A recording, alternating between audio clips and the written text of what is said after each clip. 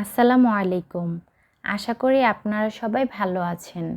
আজ তৈরি করে দেখাবো একটি কমন খাবার, যা আমরা সচরাচর বাসা বাড়িতে কম বেশি খেয়ে থাকি। রুই মাছ দিয়ে আলু আর গাঠির রেসিপি করে দেখাবো। যারা গলা চুলকানোর ভয়ে গাঠি খেতে চান না, আজকের রেসিপি তাদের জন্য। চাইলে রেসিপি বাসায় ট্রাই করতে পারেন। পুরো ভিডিওটা শুরু থেকে শেষ পর্যন্ত দেখবেন। চলুন রান্নায় চলে যাই। আমি এখানে হাফ কেজি পরিমাণ কাঠি কেটে নিয়েছি। এই পর্যায়ে হাফ চা চামচ লবণ দিয়ে দেব। লবণ দেওয়া হয়ে গেলে 1 কাপ ফুটন্ত গরম পানি দিয়ে চামচের সাহায্যে নেড়েচেড়ে মিশিয়ে নেব। এরপর একটি সাইডে রেখে দেব। একটি বাটিতে 6-7 পিস রুই মাছ কেটে ধুয়ে নিয়েছি। এবার আমি পরিমাণ মতো লবণ, হাফ চা চামচ মরিচের গুঁড়া, হাফ চা চামচ হলুদের গুঁড়া দিয়ে দিব। হাতের সাহায্যে মাছগুলো ভালোভাবে মাখিয়ে নেব এবং একটি সাইডে রেখে দেব। চুলায় একটি প্যান বসিয়ে তাতে পর্যাপ্ত পরিমাণ তেল দিয়ে গরম করে মাছগুলো একে একে দিয়ে দিব।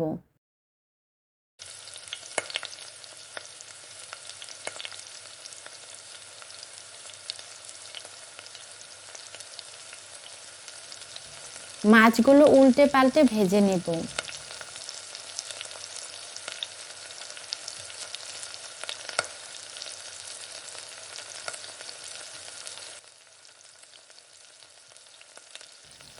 মাছগুলো ভাজা হয়ে গেলে একটি প্লেটে উঠিয়ে রাখব।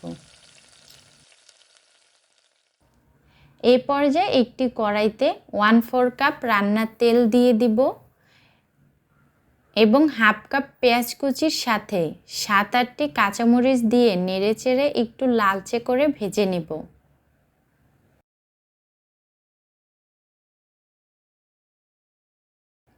পেঁয়াজের কালারটা চলে আসলে 1.5 টেবিল চামচ আদা রসুন বাটা দিয়ে নেড়েচেড়ে পেঁয়াজের সাথে মিশিয়ে নেব। এর কিছুক্ষণ পর হাফ কাপ পানি দিয়ে দেব।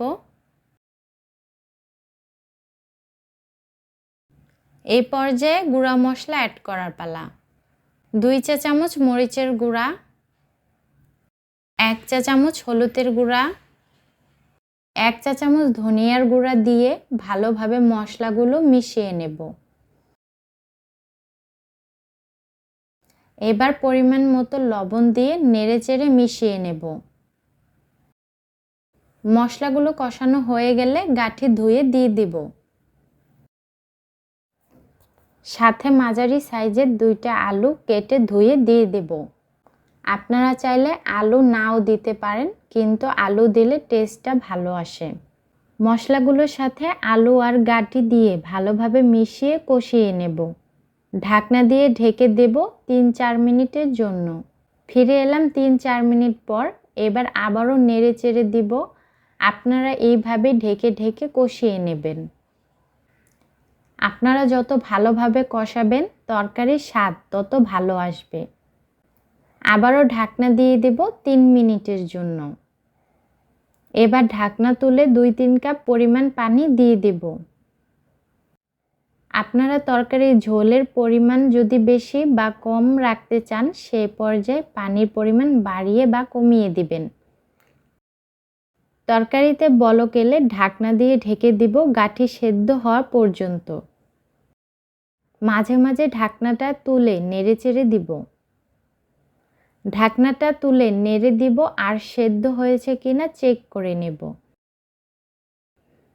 একটি চামচের সাহায্যে চেক করে নিলাম। দেখুন গাঠিগুলো খুব সুন্দরভাবে সেদ্ধ হয়ে গেছে।